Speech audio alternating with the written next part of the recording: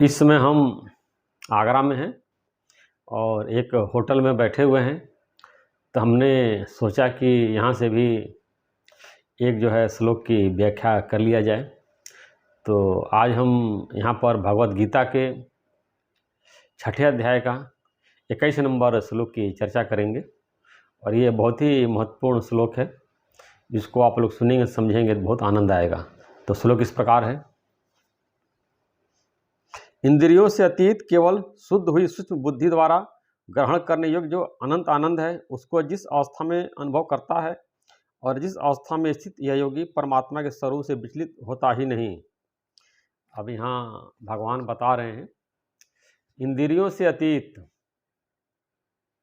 ये जो ज्ञान है ये इंद्रियों से अतीत है। और सभी जानते हैं कि 5 ज्ञानेंद्रियां हैं, 5 कर्म इंद्रियां हैं। आँख के द्वारा हम परमात्मा को नहीं जान सकते हैं, देख नहीं सकते हैं, कान से सुन नहीं सकते हैं, केवल अनुभव कर सकते हैं। परमात्मा इंद्रियों से अतीत है, इसीलिए इस आनंद को जो है अति इंद्रिय आनंद बोला गया है, इंद्रियों से परे है। संसार का जितना भी ज्ञान है वो इंद्रियों के द्वारा ही होता है। हम संसार को आँख के द्वारा देखते हैं, कान के द्वारा संसार की बातों को सुनते हैं, मन के द्वारा उसको विचार करते हैं, बुद्धि के द्वारा कोई एक निर्णय लेते हैं। मन बुद्धि इंद्रियों के द्वारा केवल संसार के विषय का ही ज्ञान होता है, संसार के बारे में ही जान सकते हैं। लेकिन जो ज्ञान की बातें शास्त्रों में लिखी हुई है, जो संत लोग परमात्मा आत्मा के बारे में बताते हैं, उसको हम टीवी पे देख सकते हैं, यूट्यूब पे सुन सकते हैं, कान के माध्यम से उनका प्रवचन सुन सकते हैं। लेकिन परमात्मा का अनुभव जो है हम आत्मा के द्वारा ही आत्मा को जानते हैं, इंद्रियों के द्वारा नहीं जान सकते हैं। आगे भगवान बता रहे हैं इसमें जो है कि केवल शुद्ध हुई शुद्ध बुद्धि द्वारा ग्रहण करने योग्य जो अनंत आनंद है। तो अनंत जो है अनंत आनंद, इस आनंद की कोई सीमा नहीं है। इंद्रियों का जो आनंद है, हम खाना खाए तो 5 मिनट 10 मिनट आनंद आया, टीवी देखे जितनी देर देखे उतने दिन आनंद आया, कोई बात सुनी प्रशंसा की जितने दिन सुना उतने दिन आनंद आया, और जब उसके बारे में सोचते तो आनंद आता है। क्षणिक है, आनंद रहता, आनंद चला जाता है। वो आनंद नित्य आनंद नहीं रहता है। लेकिन जो हमारा आत्मा का आनंद है, जो स्वरूप का आनंद है, अनंत इसमें आया है हिंदी व्याख्या में, उसका कभी अंत नहीं होता है, ये हमेशा रहता है। इस आनंद के बारे में लिखा अनंत आनंद है, इसकी कोई सीमा नहीं है। अभी आनंद मिला और अभी ख़त्म हो गया, अभी सुखी अभी दुखी हो गए। हमेशा वो नित्य है, परमानेंट है और इसकी कोई सीमा नहीं है, हमेशा आनंद में ही ज्ञानी रहता है। तो इसका जो पाने का तरीका भगवान ने बताया, शुद्ध हुई सूक्ष्म बुद्धि के द्वारा। जब हमारी बुद्धि सूक्ष्म हो जाती है तब हम परमात्मा को जान सकते हैं, और जानने का कोई तरीका नहीं है। जो हमारी बुद्धि पे विषय का विकारों का जो मल आ गया है, मलिनता आ गई है, जो बुद्धि हमारी माया में लिपटी हुई है, माया में पड़ करके माया का रूप हो गई है, संसार का रूप हो गई है। अब बुद्धि में केवल संसार ही भरा पड़ा है। हम संसार के बारे में ही चिंतन करते हैं, संसार में ही आगे बढ़ना चाहते हैं, संसार में ही अपना पोजीशन बनाना चाहते हैं, संसारिक पदार्थों का संग्रह करना चाहते हैं, धन का, कि खूब ज़्यादा धन हो जाए, खूब ज़्यादा मकान बढ़ाना चाहते हैं, प्रॉपर्टी हो जाए, खूब ज़्यादा प्लाट हो जाए, सोना खूब इकट्ठा कर लें, समाज में हमारा नाम हो जाए, सबसे फर्स्ट आ जाएं, सब लोग हमको जानें, सब जगह हमारी कीर्ति हो जाए। व्यक्ति संसार में ही अपने आप को बढ़ाने में लगा हुआ है, अब पूरी बुद्धि उसकी संसार में ही लगी हुई है, तो मलिन हो गई है। इस बुद्धि में केवल संसार भरा रहता है, उसको मलिन चित्त बोला गया है। परमात्मा को पाने के लिए जब हम ज्ञान का विचार करते हैं और संसार को मिथ्या समझते, सपना समझते हैं, यहाँ तक कि ज्ञानी के लिए संसार कूड़ा है। गुरु नानक साहब ने बोला, कूड़ राजा कूड़ प्रजा, कूड़ सब संसार, कूड़ कूड़े से नेह लगाया बिसरिया करतार। राजा भी कूड़ा है, प्रजा भी कूड़ा है, सारा संसार कूड़ा है। और कूड़े से नेह लगाया, ये कूड़े ने कूड़े से नेह लगाया। जो लड़के लड़की प्रेम करते हैं तो लड़का भी कूड़ा है, लड़की भी कूड़ी है। कूड़ा और कूड़े दोनों नेह लगा रहे हैं। बिरसिया करतार, करतार को भूल गया है, परमात्मा को भूल गया, जो सृष्टि को रचना करने वाला है, जो लड़का लड़की बनाने वाला, सारा संसार बनाने वाला है, उसको भूल गया है। और केवल जो है संसार में ही लगा हुआ संसार का रूप हो गया है।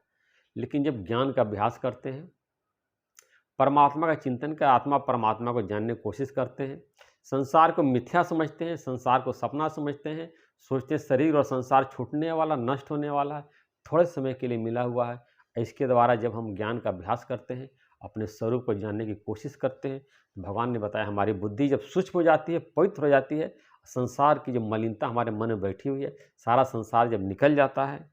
जैसे बताया कि नाव जब जा रहा है तो नाव की शोभा पानी में है, लेकिन पानी नाव में आ जाती है तो नाव डूब जाती है। तो हमारी शोभा संसार में है, लेकिन जब संसार पूरा हमारे अंदर बैठ जाता है तो हम संसार में डूब जाते हैं, मर जाते हैं, बार बार आवागमन के चक्कर में आते जाते रहते हैं। तो भगवान ने बताया कि जिस अवस्था में स्थित यह योगी परमात्मा के स्वरूप से विचलित नहीं होता, तो बताया कि ऐसा जब ज्ञान हो जाता है तो परमात्मा के स्वरूप से हटता नहीं, हिलता नहीं है। जैसे कभी कोई जिज्ञासु होता है, अपने को आत्मा मानता है, फिर शरीर मानता है, पहले अभ्यास करता है, चित्त को शुद्ध करता है, कभी कभी 1-2 घंटे के लिए उसको आत्मा का अनुभव होता है, फिर देह भाव आ जाता है, देह का अनुभव होने लगता है, फिर आत्मा का अनुभव होता है, फिर देह भाव आ जाता है। तो ऐसा अभ्यास करता है, कभी आत्मा कभी शरीर, कभी आत्मा कभी शरीर। ये भी 2-4 साल के बाद होता है। 14-15 साल जब दीर्घकाल का अभ्यास करता है, मन जब बुद्धि उसकी सूक्ष्म हो जाती है, मलिनता बुद्धि से निकल जाती है, तो हमेशा 24 घंटा अपने परमात्मा के स्वरूप में रहता है, कभी विचलित नहीं हटता नहीं है, अनंत आनंद का अनुभव करता है। जैसे हमारे एक शिष्य ने कमेंट करके पूछा भगवान के भक्त ने कि 24 घंटा हम कैसे आत्मा में रहें। तो शुरुआत में आप नहीं रह पाएंगे, शुरुआत में भी आपको साधना करना, अभ्यास करना, चित्त को शुद्ध करना है। कभी कभी आपका आत्मा का अनुभव होगा, फिर आप देह भाव में आ जाएंगे। कभी 1 घंटे के लिए होगा, कि 2 घंटे के लिए, 3 घंटे के लिए। इस तरह जब बराबर अभ्यास करेंगे 24 घंटा आप आत्मा में रहेंगे, लेकिन ये तुरंत नहीं हो पाएगा। इसके लिए आपको जो है अभ्यास करना पड़ेगा। शास्त्रों में दीर्घकाल का अभ्यास बताया गया, कर्म से अभ्यास बताया गया है। एक साथ आप सीधे कुर्सी पर आत्मा के नहीं बैठ जाएंगे और 24 घंटा ऐसे बैठे रहेंगे। आपको पहले धीरे धीरे मन को शुद्ध करना है, ज्ञान की एक बातों को सीखना है। आपके अंदर चित्त जड़ ग्रंथि है, चेतन और जड़ की जो गांठ पड़ी हुई है, वो गांठ जब आपकी खुल जाएगी, जड़ से अलग होकर के चेतन स्वरूप में जब स्थित होंगे, गांठ खुलने में बहुत टाइम लगता है। एक एक जो है चित्त ग्रंथि, एक एक गांठ मन में पड़ी हुई है, एक एक जो ग्रंथियाँ पड़ी हुई है, धीरे धीरे खुलती है। जब मन शुद्ध होता है, क्लियर होता है, तो अपने आत्मा स्वरूप में स्थित हो जाते हैं। हम आत्मा हैं, अपने को भूले हुए हैं। ऐसा नहीं कोई चीज़ जो है हमको आत्मा कहीं से हमको मिलनी है, हम आत्मा हैं, लेकिन अपने को भूल करके शरीर मान लिया, संसार में दौड़ लगा रहे हैं। तो ऐसा जब अभ्यास करते करते अपने स्वरूप में स्थित हो जाएंगे, तो धीरे धीरे हम 24 घंटा स्थित रहेंगे। लेकिन शुरुआत में जो है कभी आत्मा कभी शरीर, कभी आत्मा कभी शरीर, ये जिज्ञासु के लिए होता है। और अभी जिज्ञासु जो काफ़ी पुराना है, जो काफ़ी चढ़ा हुआ जिज्ञासु, जिसने काफ़ी 2-4-5 साल अभ्यास कर लिया है, अब मन उसकी शुद्ध हो गई, बुद्धि शुद्ध हो गई, तब उसको आत्मा का भी कभी कभी अनुभव होता है। लेकिन जब ज़्यादा अभ्यास करता है, उच्च कोटि का साधक होता है, 24 घंटा अपने आत्मा के स्वरूप में रहता है और परमात्मा के स्वरूप में रहता है, और उससे कभी विचलित नहीं होता है। उसके स्वरूप से परमात्मा के स्वरूप से कभी नहीं हटता है, हमेशा मृत्यु तक जो है परमात्मा के स्वरूप में स्थित रहता है, हमेशा अच्छे आनंद का अनुभव करता है। तो भगवान ने इसमें बताया कि पहला कि इंद्रियों से अतीत ये आनंद जो इंद्रियों से परे है, इंद्रियों के द्वारा हम आत्मा परमात्मा को नहीं जान सकते हैं, और सूक्ष्म बुद्धि के द्वारा हम उसको ग्रहण कर सकते हैं। आत्मा को परमात्मा की जब बुद्धि हमारी सूक्ष्म हो जाएगी, सूक्ष्म मतलब कि शुद्ध हो जाएगी, तभी हम उसको जान सकते हैं। रामचरितमानस में भी आया है, निर्मल मन जन सो मोहि पावा, मोहे कपट छल छिद्र न भावा। जिनका मन निर्मल हो गया है वही परमात्मा को प्राप्त करते हैं। भगवान कपट छल छिद्र चतुराई पसंद नहीं है। और आगे जिसमें आया है कि उस और अनंत आनंद बताया कि आनंद जो है, आपका आनंद जो है अनंत है, कहीं ख़त्म नहीं होने वाला है। इंद्रियों का सुख जो है, आपने जैसे कि संसारिक लोग 1 गिलास शराब पिए एक आध 2 घंटे नशा रहता है, फिर खत्म हो जाता है, फिर दोबारा शराब पीते हैं नशा करने के लिए। लेकिन ये जब आत्मा का अनुभव हो जाएगा, अपने स्वरूप में स्थित हो जाएँगे, तो हमेशा आनंद में रहेंगे। सिगरेट थोड़ी देर पिया, धुआँ उड़ाया, पता नहीं को कैसा उसको मज़ा मिलता, हम तो नहीं जानते हैं, वो सिगरेट पीने वाले जाने। लेकिन फिर दोबारा थोड़ा देर फिर सिगरेट पीते हैं, फिर सिगरेट पीते हैं, उसकी लत लग जाती है और उसके आदी हो जाते हैं। लेकिन ये जो है और शरीर को उनका नुकसान करता, धुआँ जाके फेफड़े में जम जाता है और पूरा साँस लेना दुभर हो जाता है, घुट-घुट के वो मर जाते हैं। और बताया कि अनंत आनंद है, आनंद आपका हमेशा परमानेंट रहेगा।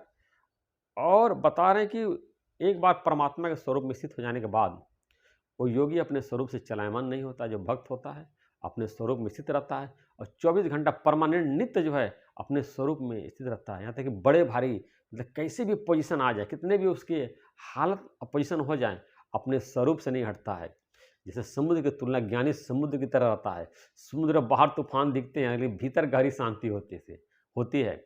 ऐसे ज्ञानी को लगता है कि बहुत परेशान हैं, आ रहे हैं, जा रहे हैं, काम कर रहे हैं, बहुत दुखी हैं और सांसारिक कार्य में लगे हुए हैं, लेकिन उसके भीतर गहरी शांति, क्योंकि अपने स्वरूप में स्थित है और स्वरूप से कभी वो हिलता नहीं है।